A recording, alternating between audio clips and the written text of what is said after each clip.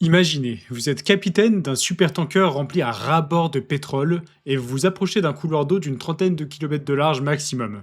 Pour avoir le droit de passer, vous allez devoir faire ce qu'aucun autre capitaine de navire n'a jamais eu à faire. Envoyer un message à un pays en guerre, attendre sa réponse et transférer plusieurs millions de dollars en bitcoin pour avoir un droit de passage. Ce fameux passage, il s'appelle le détroit d'Ormuz et il y a fort à parier que vous connaissiez déjà ce nom.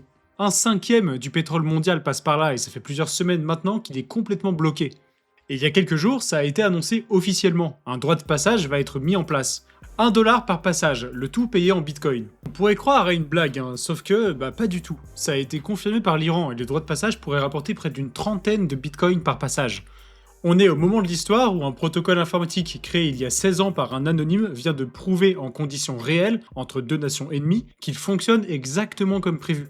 Pour la première fois, l'invention de Satoshi Nakamoto joue le rôle de juge de paix. Et vous allez voir, ce qui se joue ici dépasse la simple accumulation de bitcoin par une énième puissance étatique et militaire. Mais avant de continuer, un petit mot sur Bitpanda, le partenaire de cette vidéo. En ce moment, la plateforme propose une offre exclusive sur les métaux précieux. Le principe est simple, vous ouvrez un compte Bitpanda, vous achetez au moins 50 € en métaux précieux, de l'or, de l'argent, du platine ou du palladium, et vous recevez 15 € en argent directement sur votre compte. Et pourquoi passer par Bitpanda ? Parce que quand vous achetez du métal sur la plateforme, vous en devenez réellement propriétaire. Vos lingots sont certifiés LBMA et sont physiquement stockés dans des coffres en Suisse. Ce n'est pas du papier, mais du métal réel, négociable 24 h sur 24, 7 jours sur 7 à partir d'1 € seulement. Avec plus de 7 millions d'utilisateurs et des licences dans plusieurs pays européens dont la France, Bitpanda est l'une des plateformes d'investissement les plus complètes du continent. Ils ont plus de 11 000 actifs disponibles, des cryptos aux actions en passant par les ETF et les métaux précieux. Cette offre est limitée aux 2000 premiers nouveaux utilisateurs éligibles et vous avez jusqu'à fin avril pour en profiter. Comme d'habitude, je vous mets tous les liens en description, alors n'hésitez pas. Allez, retour à la vidéo. Vous connaissez bien le détroit d'Ormuz maintenant, un peu à vos dépens, comme nous tous. En temps normal, 20 millions de barils de pétrole le traversent chaque jour. Un cinquième du pétrole mondial passe par là. Ça représente un tiers du pétrole chinois, 70% du pétrole japonais. Toute l'Asie et tout le commerce pétrolier mondial, tout ça, ça dépend de ce goulot d'étranglement unique. Quand Ormuz est ouvert, personne n'y pense, et quand c'est fermé, tout le monde le sent passer. Et c'est exactement ce qui est arrivé fin février 2026. Je vous refais pas toute l'histoire, hein. En quelques jours, le trafic maritime s'effondre de 90% dans le secteur. Des centaines de pétroliers s'entassent de part et d'autre du détroit, incapables de bouger. Le prix du pétrole a flambé directement, il franchit les 100 $, c'est la plus grosse crise pétrolière depuis les années 70. Aux Philippines, on déclare l'état d'urgence. En Thaïlande et au Vietnam, on encourage le télétravail pour économiser du carburant. En Europe, le prix flambe à la pompe, et même vous avez dû le sentir passer, hein.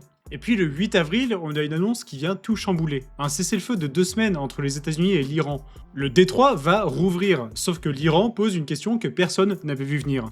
Le porte-parole de l'Union des exportateurs de pétrole iranien prend la parole, et ce qu'il dit c'est à peu près ça. Chaque pétrolier qui veut traverser le détroit d'Ormuz devra d'abord envoyer un mail aux autorités iraniennes avec le détail précis de sa cargaison. L'Iran évalue le navire, fixe le montant du péage et le navire a quelques minutes pour payer. Payer comment ? En bitcoin justement. Bon, on va faire des maths rapides. Un supertanker chargé à plein, c'est 2 millions de barils à peu près. À 1 dollar le baril, parce que c'est ce qu'ils ont annoncé, ça fait un péage de 2 millions de dollars, en bitcoin donc. D'après certains spécialistes, ce système pourrait rapporter à l'Iran jusqu'à 20 millions de dollars par jour, et 600 à 800 millions par mois si on inclut les méthaniers. Ça équivaut à une trentaine de bitcoins par jour, et par navire. Mais pourquoi bitcoin alors ? Pourquoi pas le dollar comme tout le monde ? C'est simple, les sanctions. L'Iran est sous sanctions internationales depuis 1979, ça date pas d'hier. Presque toutes ces banques sont coupées du système financier mondial. Le réseau SWIFT leur est inaccessible, et sa monnaie locale, le rial, personne n'en veut, et de toute manière l'hyperinflation l'a rendu presque sans valeur. Alors il reste Bitcoin. Pour un pays sous sanctions, c'est la seule porte de sortie. Et encore plus surréaliste, quand on a interrogé Trump au sujet de ce droit de passage, sa réponse c'est d'envisager un joint venture. Oui, en gros, il est content, alors que 24 heures avant, il menaçait l'existence de toute une civilisation. D'un seul coup, il a l'air beaucoup plus intéressé pour un accord. Bon, alors on connaît pas encore les tenants et les aboutissants de cette déclaration, surtout que Trump, il parle beaucoup. Ce qui rend cette histoire encore plus troublante, c'est que rien de tout ça n'est improvisé. L'Iran n'a pas découvert la crypto la semaine dernière. Selon les données de Chainalysis, le bras armé du régime a bâti depuis des années un réseau sophistiqué de portefeuilles crypto pour contourner les sanctions. Pétrole, armes, matières premières, tout ça passe par des circuits alternatifs.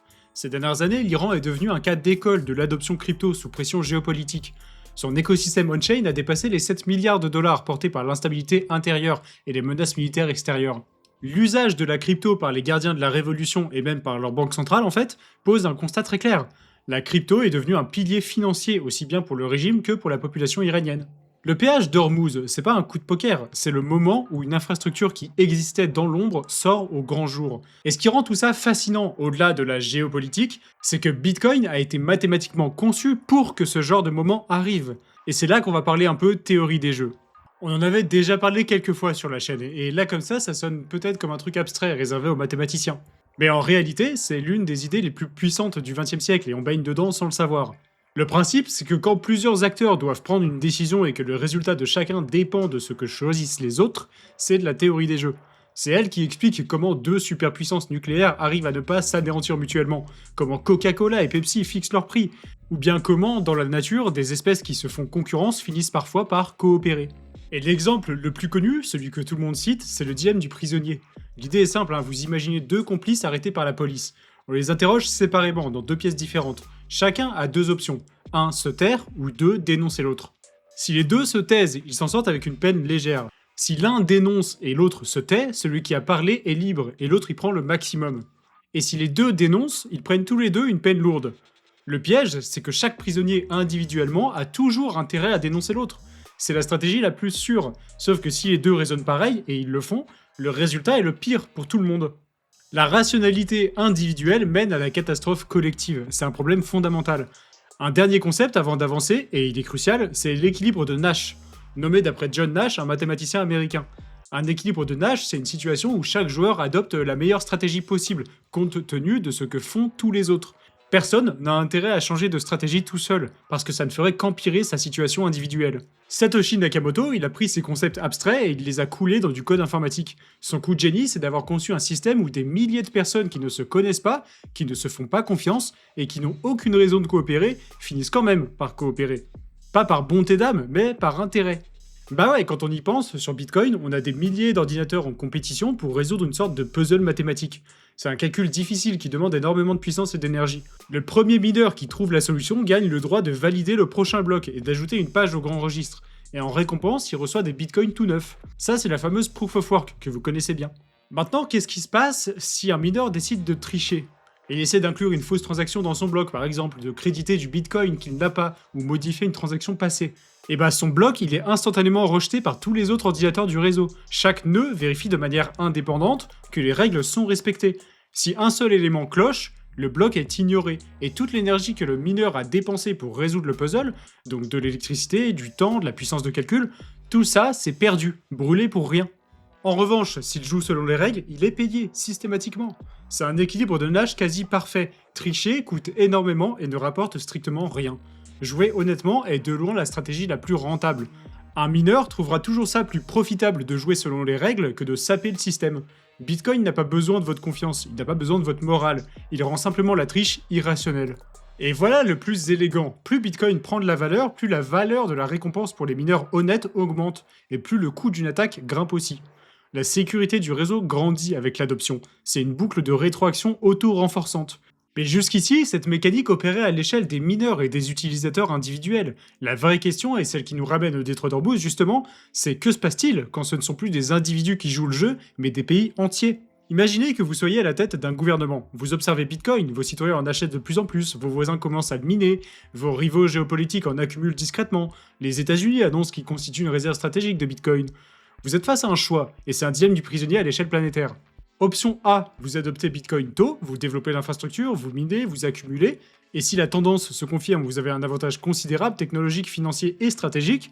Et l'option B, c'est vous le bannissez, vous le régulez à mort, vous gardez le contrôle à court terme, mais pendant ce temps, les capitaux fuient vers les pays qui l'ont adopté.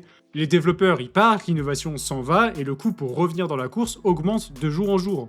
Le piège, c'est que dès qu'un seul acteur majeur bascule, dès qu'un seul grand pays choisit l'option A, le calcul y change pour tout le monde. Le coût de la résistance explose, et c'est exactement ce qui s'est passé quand les États-Unis ont annoncé leurs réserves stratégiques. Soudainement, chaque pays qui n'en avait pas s'est retrouvé en retard. Et il y a un dernier concept de théorie des jeux qui éclaire tout ça, et c'est un point dont on n'a jamais parlé jusqu'ici. Le point de Schelling. C'est une idée du prix Nobel d'économie Thomas Schelling. Quand des acteurs doivent se coordonner sans pouvoir communiquer, ils convergent naturellement vers la solution la plus évidente. Si je vous dis retrouvez-moi quelque part à Paris demain à midi, sans aucune autre indication, bah vous irez probablement sous la Tour Eiffel, c'est le point de Schelling de Paris. Bitcoin est en train de devenir le point de Schelling de la monnaie mondiale, l'actif neutre vers lequel tout le monde converge quand il n'y a plus de confiance. Pas besoin de se mettre d'accord, pas besoin de négocier, c'est le choix qui s'impose parce qu'il n'en a pas de meilleur. Et c'est exactement ce qui se joue dans le détroit d'Ormuz en ce moment même. L'Iran et les États-Unis sont en guerre, aucune confiance entre eux, aucun système bancaire partagé, aucune monnaie commune acceptable par les deux camps, et ils stoppent même les communications fréquemment, littéralement. Et pourtant, il faut bien trouver un moyen de faire passer le pétrole. Et il faut bien un outil de règlement que les deux côtés puissent utiliser sans dépendre l'un de l'autre. Et la réponse, bah c'est Bitcoin, c'est le point de Schelling en action, littéralement, au milieu d'une guerre. Alors récapitulons. On a un protocole informatique créé en 2009 par un anonyme conçu pour que des inconnus puissent échanger de la valeur sans se faire confiance. Un système où la coopération n'est pas un choix moral, mais la seule stratégie rationnelle, un équilibre de Nash coulé dans du code. Un point de Schelling monétaire qui n'a besoin d'aucune autorisation pour fonctionner. 16 ans plus tard, ce protocole se retrouve exactement là où la théorie des jeux le destinait, entre deux nations ennemies, au point névralgique du commerce mondial, comme la seule infrastructure de règlement que les deux camps peuvent utiliser, un juge de paix à l'échelle internationale. L'Iran ne peut pas utiliser le dollar, les sanctions l'en empêchent. Les armateurs occidentaux, ils ne veulent pas payer en yuan chinois, trop de dépendance politique. Le rial iranien, il ne vaut rien. L'or, c'est inutilisable, car bien trop compliqué logistiquement parlant, surtout dans ce genre de cadre ultra tendu. Les stablecoins comme l'USDT ou l'USDC ont des portes dérobées, puisque les émetteurs peuvent geler les fonds, sur simple demande des autorités américaines. Il ne reste qu'un seul actif, qui fonctionne des deux côtés sans intermédiaire, sans permission, et sans risque de saisie. Et c'est Bitcoin. Et comme je vous disais, c'est pas un choix idéologique. Personne dans cette histoire n'est un maximaliste Bitcoin qui milite pour la décentralisation. Ce sont des gouvernements en guerre, des compagnies pétrolières, des opérateurs qui veulent juste faire passer leurs navires. Et ils convergent tous vers le même outil parce que les alternatives n'existent tout simplement pas. C'est la théorie des jeux en action, à ciel ouvert. Maintenant, faut être honnête, l'Iran utilise aussi cette technologie pour contourner des sanctions internationales. Des réseaux entiers de blanchiment prospèrent sur la blockchain. Bitcoin, c'est pour tout le monde, y compris pour les criminels, en fonction du point de vue que l'on choisit. L'outil est neutre, et la neutralité, par définition, ça veut dire qu'il sert autant les causes qu'on admire que celles qui nous révoltent. Bitcoin ne fait pas la morale, il ne choisit pas son camp, il offre un terrain de jeu avec des règles que personne ne peut modifier. Mais ce à quoi on a assisté cette semaine, c'est une sacrée étape dans l'histoire de l'invention de Satoshi Nakamoto. Dans un monde où la confiance entre nations s'effondre mois après mois, où le dollar est de plus en plus utilisé comme une arme géopolitique, et où l'accès au système bancaire mondial peut être coupé du jour au lendemain sur décision d'un seul pays, un protocole neutre, ouvert, sans permission, vérifiable par tous, finit par s'imposer. Satoshi Nakamoto a écrit son white paper avec une idée toute simple. Bitcoin est un système de paiement électronique basé sur la preuve mathématique, plutôt que sur la confiance. Et 16 ans plus tard, au milieu d'une guerre, des pétroliers géants paient en bitcoin pour traverser un détroit. La preuve est faite, le protocole fonctionne, et il fonctionne exactement comme il est censé fonctionner. On ne sait pas encore si ces péages vont vraiment se mettre en place de manière effective, car pour l'instant c'est très récent, alors à voir. En tout cas, soyez sûr qu'on va vous tenir informé sur notre canal Telegram d'actualité. On traite toute l'actu crypto et on vous transmet tout ça en condensé et en direct. Ça fera vraiment gagner beaucoup de temps et évidemment c'est totalement gratuit, alors rejoignez-nous. Allez aussi jeter un œil aux offres de Bitpanda, le partenaire de cette vidéo, la promo se termine bientôt. Et pensez aussi à aller voir du côté de Steady Lads, Kara analyse le marché crypto toutes les semaines et si le trading vous intéresse, il y a de quoi faire. Comme d'habitude, je vous mets tous les liens en description. Et évidemment, si la vidéo vous a plu, laissez un like et abonnez-vous, ça nous aide beaucoup et ça vous permettra de ne rien louper. Et dites-moi en commentaire ce que vous pensez de cette espèce d'accord qui est en train de se faire entre l'Iran et les États-Unis avec Bitcoin, ça m'intéresse. Et dites-moi aussi si vous avez des idées de sujets pour de prochaines vidéos, et d'ici là on se dit à la prochaine, bye.